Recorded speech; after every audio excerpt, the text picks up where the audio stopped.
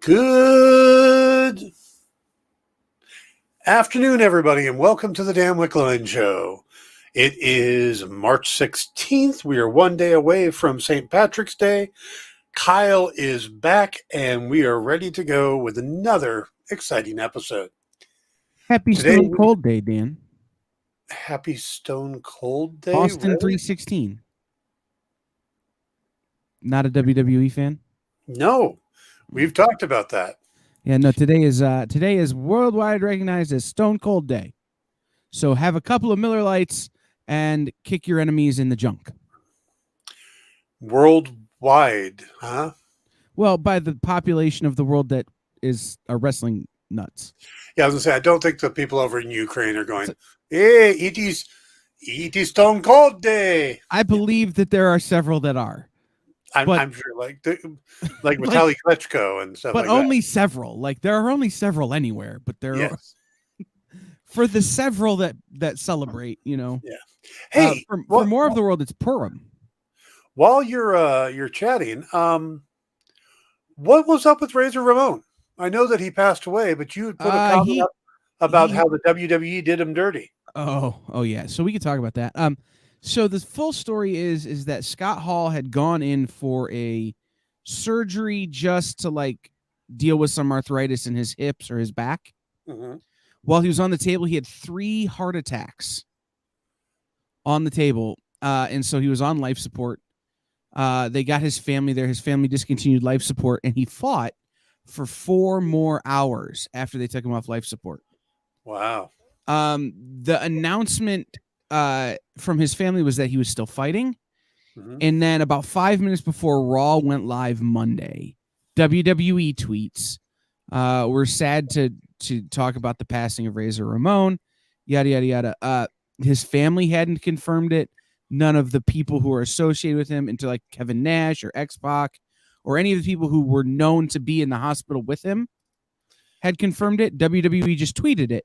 Then so we're going to get television clocks work, is Raw technically starts at 58. Uh-huh. So at 7:58 for an 8 o'clock start. So that the Raw music comes down at 8 p.m. So at 2 minutes to Raw, when anyone who was looking at their schedule to see when Raw came in would have still seen Chicago PD. Yeah. There was a in memoriam photo put up. Then it was like nothing had happened for the first 3 hours of Raw. In the third hour, they ran a video package, and from a technical standpoint, I understand it wasn't ready. Like, they were still editing, you know, because this all happened really quickly. Yeah. But you open with someone coming out, you know, Vince McMahon, Triple H, anybody from WWE coming out and saying, hey, we just heard from the hospital. This is what we just heard.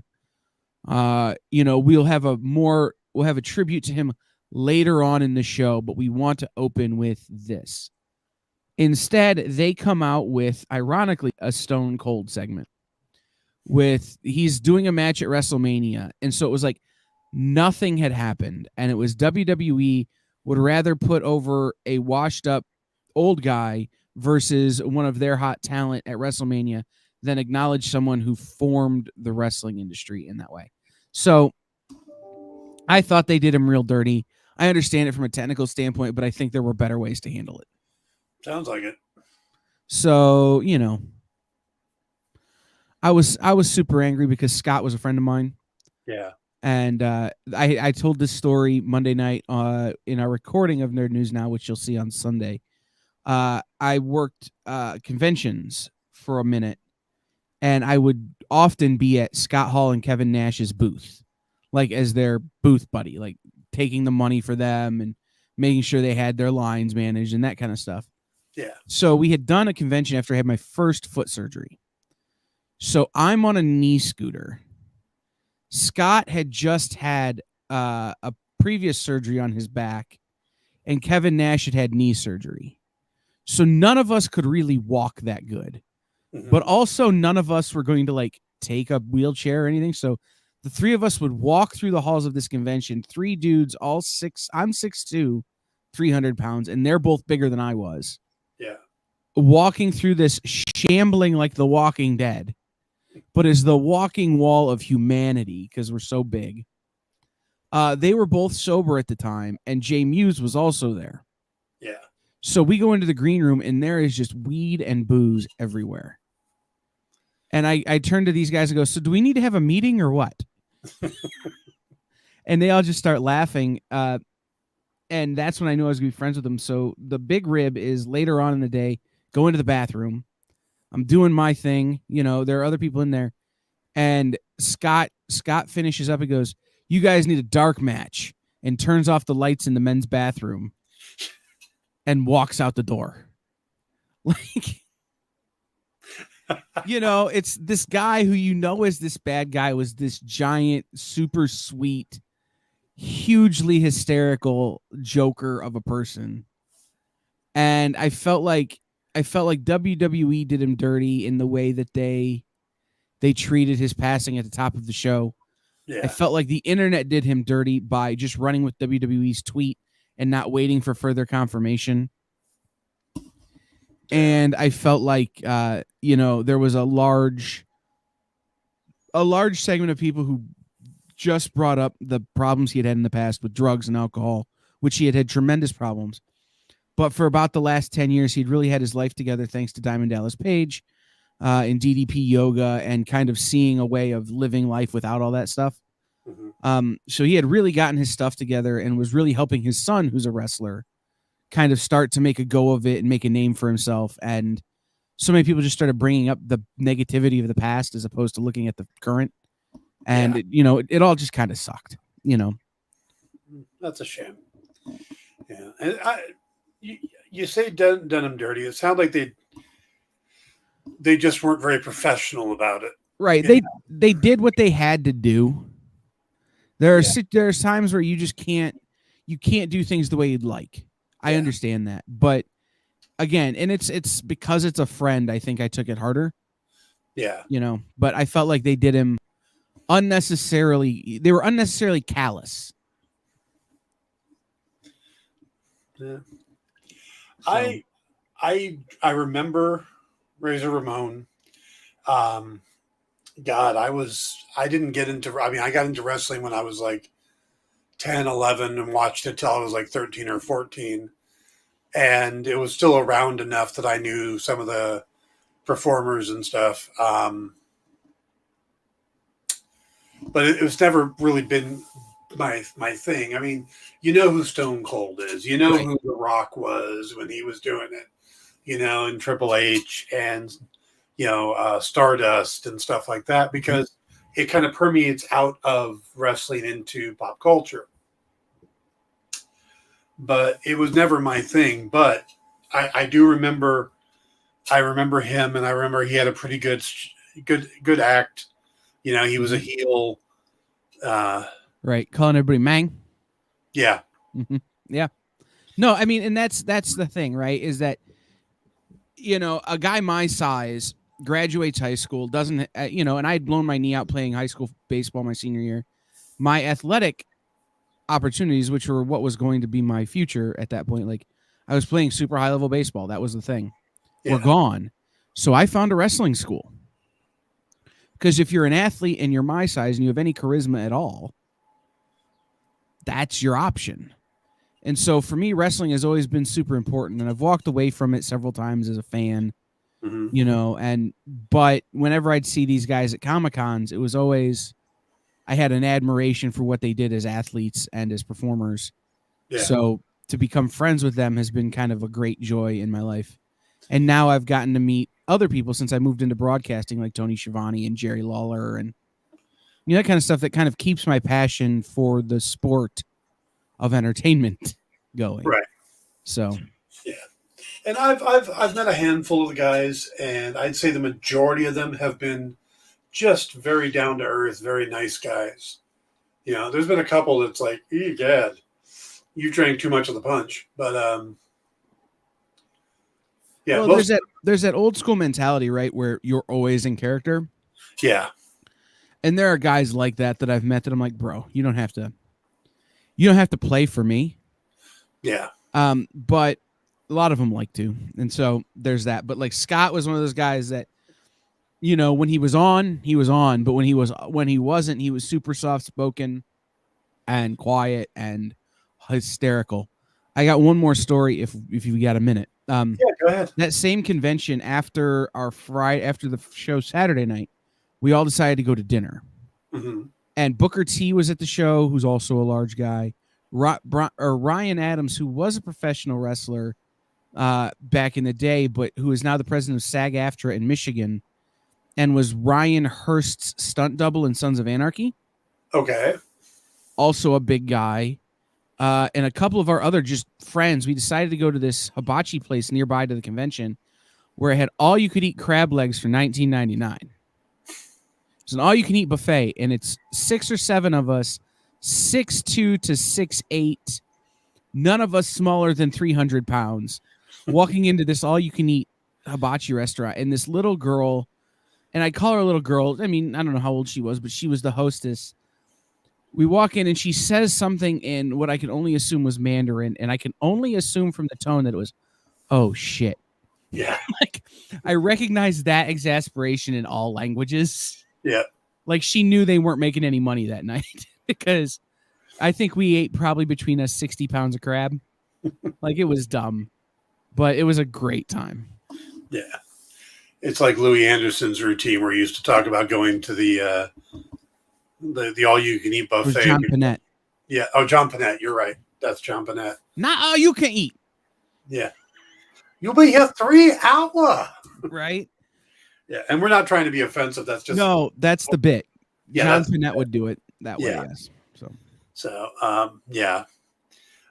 Well, I am sorry for the passing of your friend, and to all the wrestling fans out there. Like I said, it's been a long time since I got into wrestling. I mean, like I said, when I was a young teenager, but I have a lot of respect for the people in the industry because I know it is tough. It is physically tough. It is demanding. And, you try to be in character all the time for the fans, and the fans are very devoted. So now is a great time. If you were going to jump back in, now is a great time. There's more competition in terms of viewership opportunities. So everybody's having to raise their game. WWE may not be as strong as it once was, but AEW is incredibly strong, as are the imports from Japan and Mexico and places like that. So now is a great time to get back into wrestling, to watch wrestling. And remember, the guys you're watching as wrestlers are tomorrow's Drax the Destroyer. Yes. Yeah. What was his name? Chris, that we had on in stores this week? Christopher Daniels. By the way, if you look at Christopher Daniels right now, he kind of looks like Dr. Savannah from he had an injury and he blew out his iris. And he can see fine, but his whole eye is just messed up, like Savannah's eye was in Captain Marvel. Shazam. Shazam, yeah. So, like, I'm surprised he hasn't come back on, though, because you guys were big on pushing him in originally. Well, he's just not. He's been so busy. He's doing a lot of development at AEW and like teaching. Yeah, and he's on the road constantly now. If we can ever get him back, because I would love to talk to him about the match he did with Stephen Amell. Yeah, absolutely. Well, that's the other thing, right? Is he's working on those shows. He was working on Heels. Yeah. He's so busy. There is a wrestler I'm going to try to get called Danhausen. Okay. He was a featured cover of Commanders in Crisis from Image Comics. He's a huge toy collector and a huge comic book guy, huge Simpsons fan. And his whole gimmick is he's part cartoon character, part pro wrestler, part Pee Wee Herman. Like he goes, my inspirations are Sideshow Bob from The Simpsons, Pee Wee Herman, and Conan O'Brien. Okay. But yeah, Danhausen. His wife is a burlesque performer who has a cosplay cover coming out for another Image comic book. I have to find out what that one is, but Let's get her on the show. okay, I can send a text. But no, he just signed with AEW, and he's a rapidly becoming a big deal just because he's so funny and popular.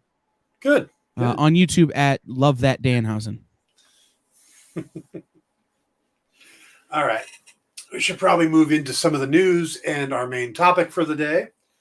I am not. We're gonna go a deep dive into the Miss Marvel trailer, but we're not going to show the Miss Marvel trailer. And the very simple reason we're not going to show the Miss Marvel trailer is that it opens up with a song by The Weeknd, and there's no way that doesn't get tagged as copyright infringement. So just about everybody is either cutting that part of it out of the trailer if they're showing it, or just not showing the trailer because there's a lot of legal.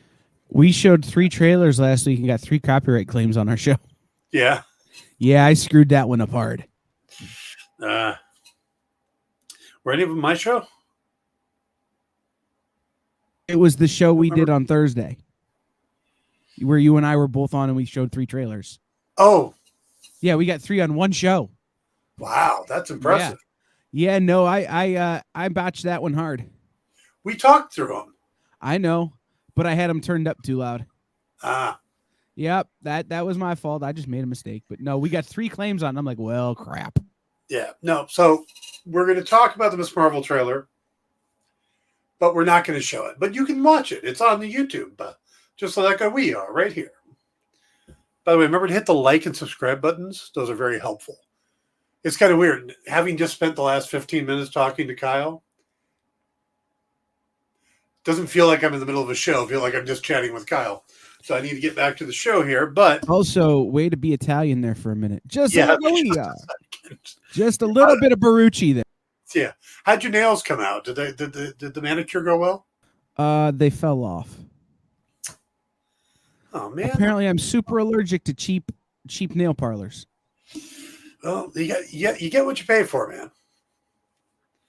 Yes, that's true. That's true in every aspect of the world, especially if you go to a cheap nail parlor. Yeah, I was telling people last night that you were going to get shamrocks on one hand, and on the other hand, you were going to have a pot of gold on the pinky, and then rainbow across the other fingers. The problem is that my pinky nail's real long. No, I'm kidding. That's a joke to drugs. Don't do drugs, kids. No, didn't come out. That's a shame. I was looking forward to seeing those. Okay, we're gonna have to bring that up next week when we do the show. Maybe by then I'll be able to find some paint that'll stick. I was like, get some Lee Press on nails, right? Or I'll just go to the hardware store and get some Rust-Oleum. There you go. All right. It was all I could come up with on short notice, It's like people are going to wonder why Kyle's not here. Let's come up with a story. I'm glad you didn't bring back Puppet Kyle. It was tempting, but we had Jay. Puppet Kyle still could have made an appearance. I thought about it, and it had him halfway out of the closet. So, well, let's get him all the way out of the closet, and then just have him around just in case. Yeah. Okay. All right. Puppet Kyle is always available if needed. So, I should tell you real quick how Puppet Kyle came to be. We're so far off the rails. Yeah, I know. My ex-wife showed up one day, came by to visit me, walked in and handed me that. I'm like, okay, thank you. She goes, yeah, I was at the hair salon, nail salon, and somebody walked in and was selling them for $5. And she says, I couldn't pass it up because it was too good of a deal, and I knew exactly who to give it to. I was going to say, that's a weird message to send to your ex. Here's a puppet. My first thing I ever tried to do on YouTube, and it's still out there, I did a series of videos called Your Hand is Where. And I use, I think it's like 8 different Folkmanis puppets. And I do a little series. I had a theme, and I would do these little jokes. Each puppet had their own voice, their own accent. There was a raccoon who was a French photographer. There was a tiger who, a martial arts tiger. There was an old rabbit named Jim, who was like the Western guy. Your hand is where? Yeah, and that was the theme. And I wrote it all in one day. I wrote all 8 episodes, and like I said, 8 jokes. So I did like 64 jokes, and I filmed them all in one day. As like one day I wrote, the next day I filmed, and they're garbage, just absolutely garbage. They're like the very first thing on my YouTube page, and I should just delete them because the jokes, they're questionable now. You know, they're definitely they were questionable then. Yeah, they weren't very good, but yeah, I did those up, and I heard a great one. What's that? I haven't slept for 10 days because that's entirely too long to sleep. That's not bad, right? That's not bad, right? Yeah, I've heard worse than that. Usually from you, but I got a mountain of them. All right, let's go ahead and jump into some of the news, and then because we're going to be coming up to the point where we need to do a break. But all right, let's hit the news real quick. We got about 3 or 4 stories to cover. First thing, I know the news right now. The real news is covering Ukraine and Volodymyr Zelensky just addressed Congress today. He was addressing the Canadian Parliament yesterday. He's holding his country together. The guy is just becoming a rock star. I mean, it's super impressive what they're doing. The fact that we're 22 days into what should have been a 3-day war, and they're just not giving up. And it is, like I said, it is heartbreaking what they're going through. It is super inspiring and impressive how they're handling it. I know a lot of us are kind of mixed on our feelings because we want it to stop. We want these people to get their lives back. But at the same time, there's a lot of nuclear stuff to deal. So there's a lot of tension in the world right now.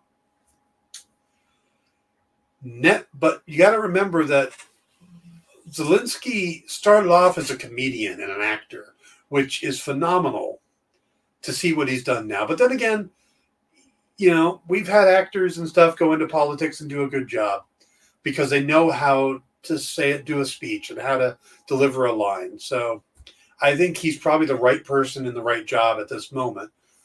But what got him famous, besides being one of their top comedians for a long time, is he did a series called Servant of the People, where he is this teacher that ends up becoming the president of Ukraine. It was a satirical comedy series starring Zelensky. And, I mean, he unexpectedly becomes president after he does this video complaining about corruption suddenly, and it goes viral. That's the process. It came out in about 2015. Well, Netflix has put it back up. So if you're curious to see this guy back doing what got him famous in the first place, you can now go on Netflix and watch Servant of the People. So there you go. Maybe see a little bit of him before war. You know, it's kind of an odd thing, but just something thrown out there that Servant of the People is back up on Netflix. All right. Sony is continuing to cast their upcoming Spider-Man series. We've seen a bunch of casting for Kraven the Hunter. The one that makes me scratch my head, of course, is the Madam Web project, because most comic people are like, wait a minute, Madam Web was this very, very old woman who for some reason I thought she was in a wheelchair or something attached to this web.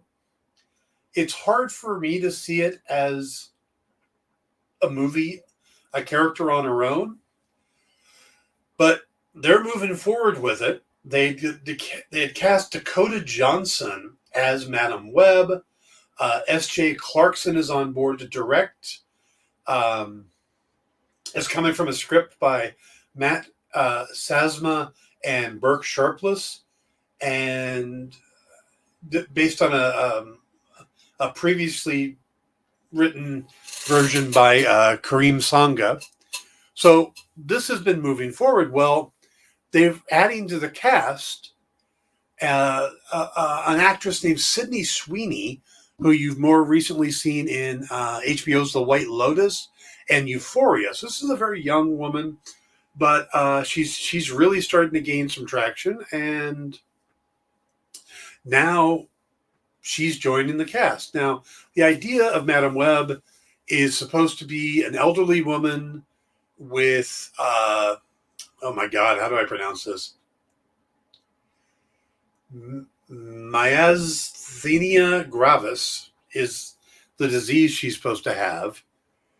And she's connected to life support, which looks like a spider's web, and it just kind of builds from there. And again, I don't know how this is going to play out. I don't know what the plot of it is, but I'm curious. And now they're adding more and more actors. So this is still in moving forward, and we'll see where it goes from here. But yeah, kind of interesting, huh? All right. And speaking of casting, Chance Perdomo, who you may know from, what the hell was he in before?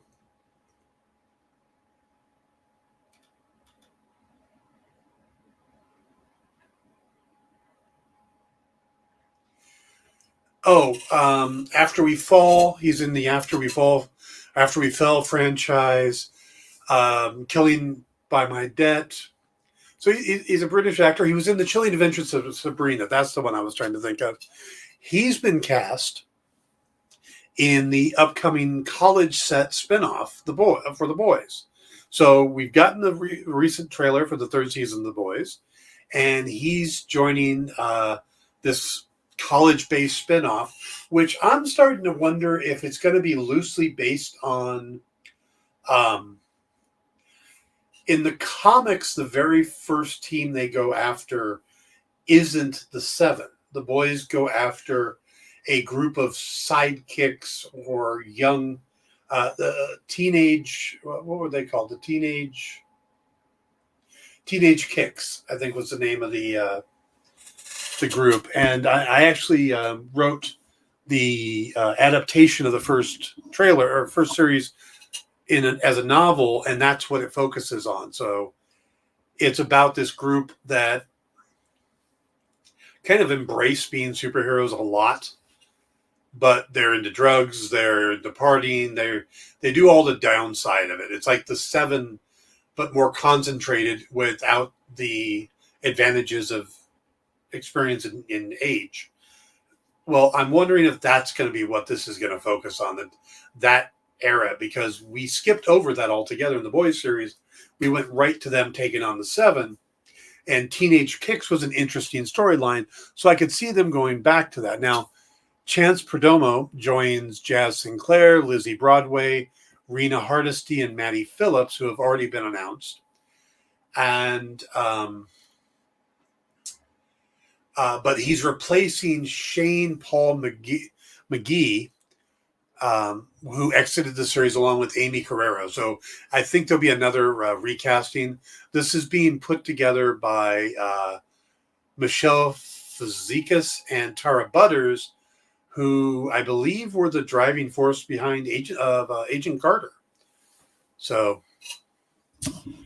there we go. That's the other bit of news today.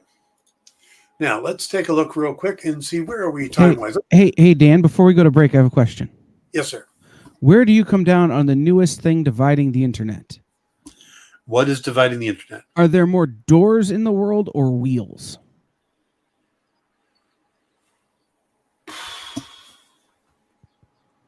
It's dividing the internet. It's become a very charged topic.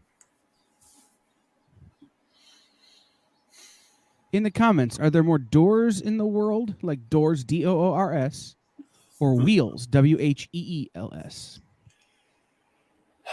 I'm trying to think of a way to actually figure that out.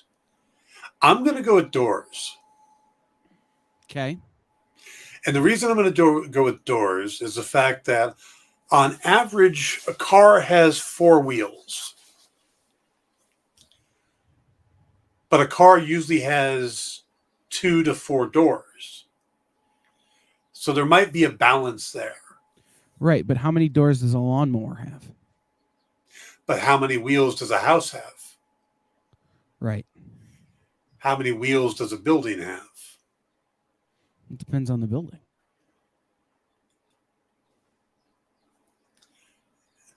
Lefty has a point. Yeah. And does a trunk count as a door? I don't believe so. Why not? It does the I same don't know. function. It separates one area from another. It's true, and you can get in and out of it. Uh-huh. If you're getting out of the trunk, though, we probably have bigger things to worry about. But no, this is dividing the internet. My question is, why does it matter? Who cares? Because it's the internet. It's like, is the dress purple and black or yellow and gold? Yellow and white. See, I could understand that one because it was a visual trick and you could look at it and people would be divided. But this is just asking a question and it's like, well, who cares? So NBC News is reporting that someone has done some math. Yes. My mates and I are having the stupidest debate, and I'm here for it. So someone did the math, and apparently there are 768,000 wheels in the world. And only 510,000 doors. Which doesn't seem right. No.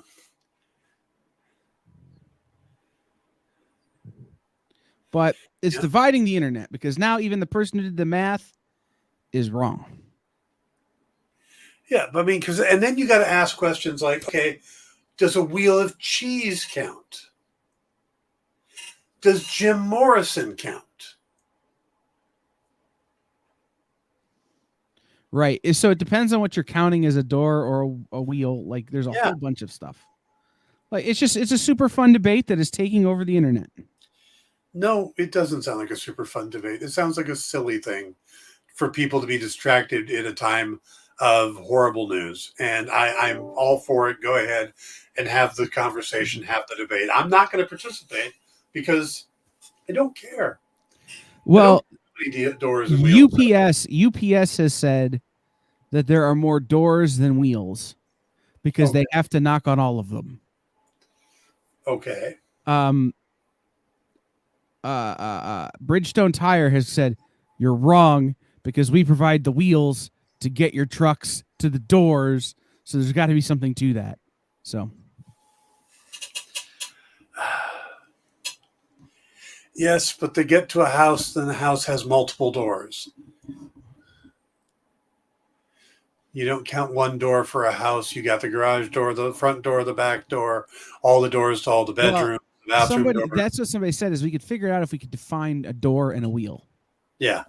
Like if it's only wheels on cars, like wheels on motor vehicles and wheels on other things with engines, that's fine. And if a door is anything with a hinge, then that's fine. Yeah, but if a garage door would not be a door. But if I take a hunk of cheese and slap it between two crackers, according to Timer, that's a wagon wheel. Correct. That's what I'm saying. Is that it needs more definition to come up with an actual answer. But I just wondered where you came down on this because we needed to stall for 2 minutes for the break, and now we've been talking about it for 6 minutes. Let's go to a break. We'll come back and talk about Miss Marvel. This has been one weird show. It really has been.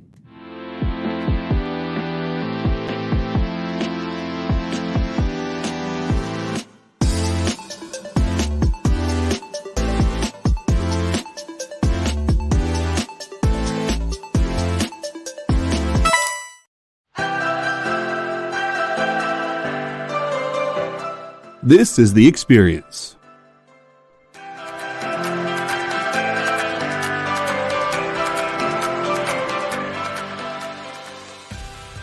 Good afternoon, everybody.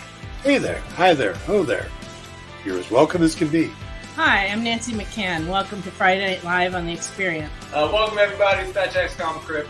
Brendan, Al, Jason, hanging out. There I am. Welcome back to Kicking It with Henry, folks. I am your host, Henry Copeland. It's great to be here with you guys. So we are going to talk about books that are in stores this week. Hi, everybody, and welcome to Mishmash. Hello and welcome to the Black Comics Universe, presented by Peep Game Comics. And you gotta love it that the first people in the minute to skim it are creators. Up, everybody! Welcome to another Wednesday Warriors. My name is Joey Galvez, and this is my pal Ambrosia. Hey, everybody! Welcome to Space Cadet. Hey! What's up? Welcome, everyone, for another episode of I Must Ask You a Question. Hi, everybody, welcome to Nerd News Now. Hey, this is Rex. Welcome to Comic Collectibles. Hey, hello, all you happy people. Welcome to the Dan Wickline Show. Hi, everybody, and welcome. This is the crazy show that we do on Thursdays called What's in the Box? What's in the Box? Comic culture and sales.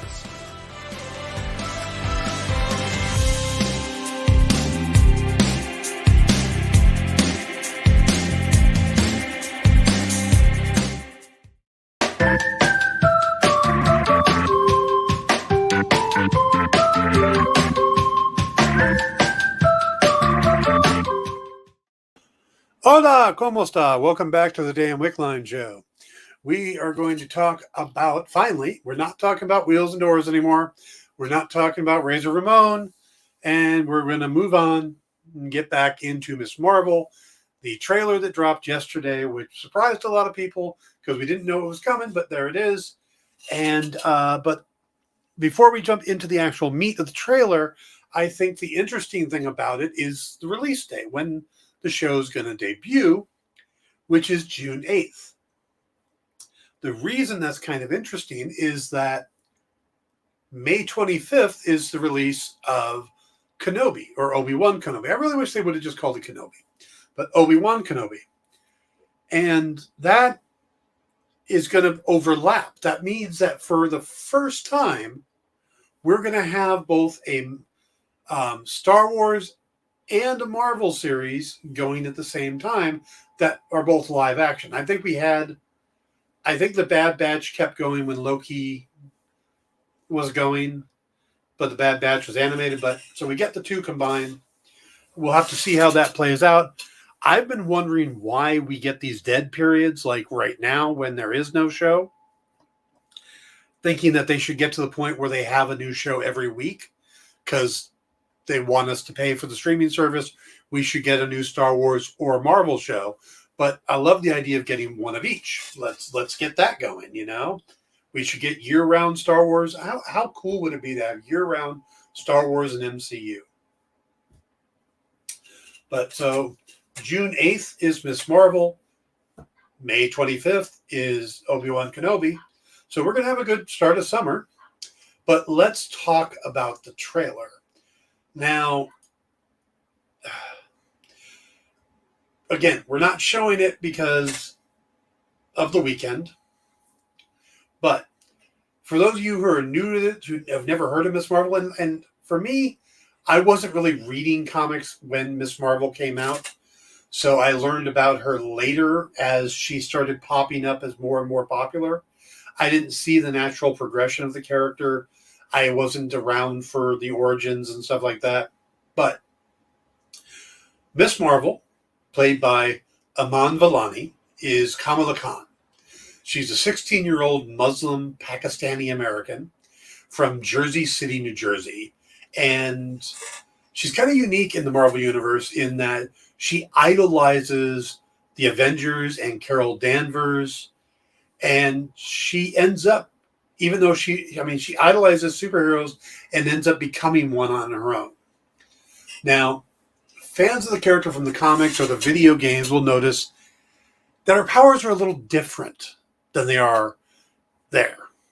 And also as her origin. Now, like I said, the trailer itself starts with the song by The Weeknd called Blinding Lights. And that's why we're not showing the trailer. We see early on that the series is going to be a little different from other MCU offerings. It's kind of leaning into the comic booky feel, and that's based on the imagination of the character. She's a comic fan and a hero fan and an artist, and she writes fanfic, and that comes out in the way her world is portrayed. And it kind of has this cross between Spider-Man Homecoming and Scott Pilgrim Saves the World. It has that feel to it, and I'm good with that because everything in the MCU should have a different feel that makes it unique. So this is great. We also see that she's a big fan of the Avengers, like I said, and this is even after the whole thing with Thanos. You know, we also see that she daydreams a lot. That's one of the things they bring out, and in her daydreams, she sees herself as a hero. We see her in kind of a Captain Marvel costume, stuff like that. So that's the setup for it. We're introduced to a lot of her friends and families and the other cast. We get Bruno, her best friend, played by Matt Lintz. Another friend, Nakia, played by Yasmin Fletcher. There's the school mean girl, Zoe, and then she's played by Laurel Marsden. Then we also meet the guy that she kind of crushes on, Carmen, played by Rish Shah.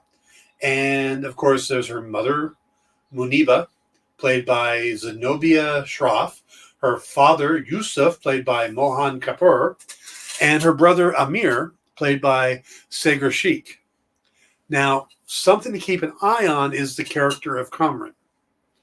Because in the comics, he has the ability of bioluminescence. He actually has powers of his own, but we don't really get a hint if he's going to get those powers. And with the fact that they're changing things, we'll have to see if he gets powers. Now, the big difference that we see in the trailer is that in the comics, where she was created by G. Willow Wilson, Sana Amanat, and Adriana Alfona, is how she gets her powers. In the comics, her powers are unlocked when she's exposed to Terrigenesis. And this is the process that creates Inhumans. Exposure to Terrigen Mist gives her the ability to polymorph her body into almost anything. She can shapeshift, she can grow her hand, or she refers to it as embiggen, and stretch and stuff. But she can also change. When she first gets her power, she ends up looking like Carol Danvers as Miss Marvel. So, so her powers are kind of unique that way. She could also heal. So if she got hurt while she was doing this, when she reverted back to normal form, she would be normal. She would be healed. Now, it comes as no surprise to most people that Marvel is staying about as far away from Terrigen Mist and Inhumans as possible. And this, of course, is because of the failed ABC series from 2017. Now, Marvel Studios has begun to kind of pick and choose what it liked from Marvel television days. We'll take Daredevil, we'll take, Kingpin. We're going to pretend Iron Fist never existed. By the way, just so you can see the parallel, first season of Iron Fist, Inhumans, done by the same guy, Scott Buck, excuse me. Just so you know, they hired him twice. Now, the odds that we're going to get anything from the Inhumans are pretty slim, though there is this rumor out there that part of the Illuminati in Doctor Strange, the Multiverse of Madness, is going to be Black Bolt, and it's going to be Anson Mount, who played Black Bolt in the series. Now, Anson Mount is getting more and more popular. He's currently Captain Pike in the Star Trek franchise. So I could see them doing that, but I think overall they're going to stay away from anything to do with the Inhumans, and rightfully so. It was kind of a train wreck. Hey, Scotty, how you doing? by the way, 60, hello. And JD, good to see you guys.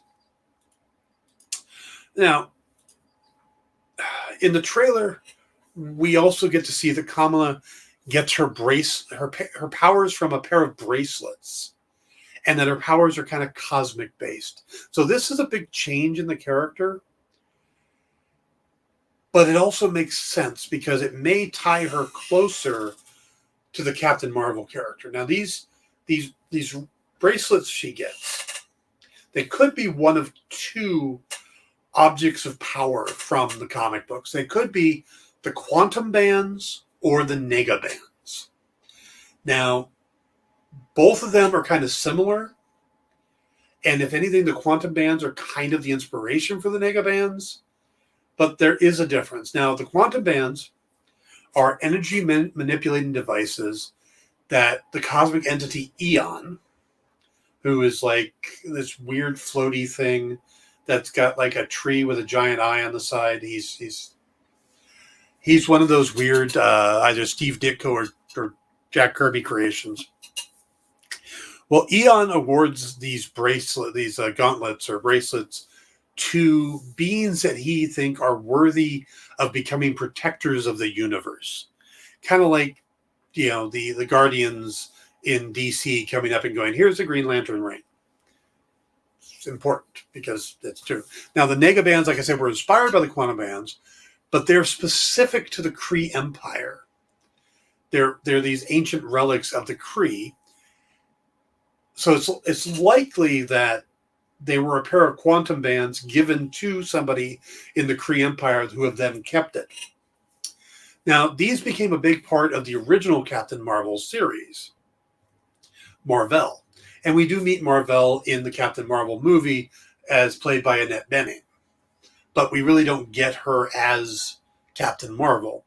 Now, the weird side effect of the nega bands is they trapped Marvel in the negative zone.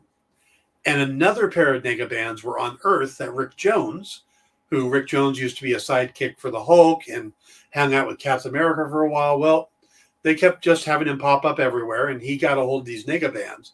And when he'd hit them together, he would swap places with Marvel in times of trouble. So Marvel would be hanging in the negative zone. Unless something bad happened, then he'd come out, Rick Jones would go in. So the nega bands are tied to the Captain Marvel legacy. Plus, they're Kree related. Now, neither of these, though, give the wearer the powers of creating energy constructs, which is kind of what we see Kamala doing in the trailer when she makes the giant fist or makes those little energy things to run on. But you know what? I don't think it's necessarily that big a stretch and no pun intended being that this character usually stretches. But like I said, it kind of brings her character closer into the Captain Marvel storyline, and especially the nega bands, but even the quantum bands, they give her a closer tie to Captain Marvel. And we know that Miss Marvel is going to appear in the Marvels movie, the sequel to Captain Marvel, along with Carol Danvers and Monica Rambeau. So it makes a lot of sense that they're kind of connecting the characters a little closer. But the interesting thing is that her powers, the abilities she gets are, again, kind of similar to the Green Lantern ring, works over in DC. And the Protectors of the Universe were kind of like Marvel's Green Lantern Corps. So you can see the direction they're going there. Very different from how the character is in the comics. But they're keeping the heart of the character, and that's the important part. Now, the trailer kind of feels light and fun, and which fits the character from the comics, but there's also acknowledgement of that this is the first Muslim female hero to lead an MCU project, just as she was the first to get her own comic, to star in her own comic. And her faith and her heritage is certainly going to play a role in this show. There's also the unique aspect that this is a character who has grown up in a world where superheroes exist. Chronologically, she's slightly younger than Peter Parker. But if she wasn't blipped, this would mean that she was basically born right around or just after Tony Stark first became Iron Man. So she could be a character who has always grown up with superheroes in the MCU, which is something they haven't dealt with before. You know, Peter Parker was 16 or so when he met Tony Stark. And at that point, it would, you know, he would have been 6 or 7. So he would have been a little bit older, not a lot, but a little bit older. But for Kamala Khan, it's possible that there's always been an Iron Man. There's always been Avengers in her life, you know, which is, it's kind of an interesting thing to change. I mean, you look at kids today who are 18, 19 years old and a little older who have never lived in a world where 9/11 didn't happen.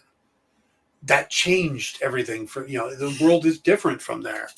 So, you know, they don't know what Y2K was. They don't know what a dial phone is. But so it's interesting that we're going to be looking at our first character, like I said, who lives in a world that there's always been superheroes. We haven't seen that in the MCU, and I find that really interesting. I also find it interesting that we're going to be going from what could be the darkest MCU, maybe even the darkest Marvel project to date with Moon Knight, into what definitely looks to be a lighter, more fun series. And the trailer does give us a look at how her powers work, how she gets her power, and set up her world, but we really don't get a lot of depth into the bad guys for the series or what she's going to have to be facing. Now, we do see what looks to be a government organization that goes by the acronym of NICE, N-I-C-E, which I assume is kind of a take on ICE, you know, the real life organization that deals with immigration, customs, and enforcement. I think it's immigration, customs, and enforcement. So we're going to get Marvel's version of that. But there also appears to be a group of characters that she has to take on. There's a scene where you see these 4 people walking through fog or mist. And part of what I've heard is that maybe the group Clandestine, who I don't know that much about from the comics, but they're a magical-based team. And it would be, you know, would they put cosmic versus magic? I don't know. I don't know if that's what they're going to do, because Marvel tends to put in whatever they start, it tends to match. You know, Ant-Man, shrinking guy. Yellow Jacket, shrinking villain. Captain America, super soldier. Red Skull, super soldier. Winter Soldier, super soldier. They kind of match people up. Iron Man, Ironmonger, Iron Man Whiplash. You know, they try to make the powers match up. So to have a cosmic character taking on a mystic characters doesn't quite feel like what Marvel does. So I'll be curious to see if Clandestine is the villains and if they keep, because I believe Clandestine gets their abilities from a djinn, you know, like a genie in a lamp type thing. Yeah. So I have to see that. Plus there's what appears to be Red Dagger, another character from the comics. We see him flipping around in one of the clips. So, but we really don't get a good look at the villains, and we don't really know what the plot is going to be. The basic plot is 16-year-old girl gets superpowers after living her life wanting to be a superhero. But what's she going to go up against? Who are the antagonists? Is it just going to be the government agency? Is she going to have to fight bad guys? Is there an overall threat? I believe in the comics she fights this intelligent talking bird thing. Like I said, I don't know much about the comics on this character, but I believe his name is Edison, or he's got the brain of Edison. So we still need to know more. We just get that first glimpse is more of an introduction to the character. And they've done this a couple times. You know, it's like if you look at Moon Knight, we really don't see who the bad guy is. I mean, we see Ethan Hawke's character and that he runs a cult, but we really don't see who he is or what the threat is. So we're going to have to wait and see on that. But it definitely looks interesting. I got to admit, I am more interested in the series after having seen the trailer than I was before. Because like I said, it's a character that I really don't know much about. I didn't get into in the comics. So the trailer did exactly what it's supposed to. It got my interest. So I'm curious to see how it's going to go from there. All right, guys, this has been just a kind of crazy show. We've been all over the place. I will be back tomorrow. I'm not 100% sure what the topic's going to be tomorrow. I'll think about it overnight. Probably a deep dive into something. Maybe I'll go into Clandestine. Maybe I'll go into something from Moon Knight. We shall see. But we will talk about something tomorrow. And yeah, hope you guys have a good night. Please hit the like and subscribe buttons while you're here. Stick around for Comic Collectibles with Rex and John. They've got some pretty neat stuff coming up, including a Alex Ross signed Spider-Man and a Greg Capullo signed Batman Detective 1000 that they're going to be offering up. So some really good looking stuff coming up. Stick around for that, and I'll see you tomorrow. Good night, everybody.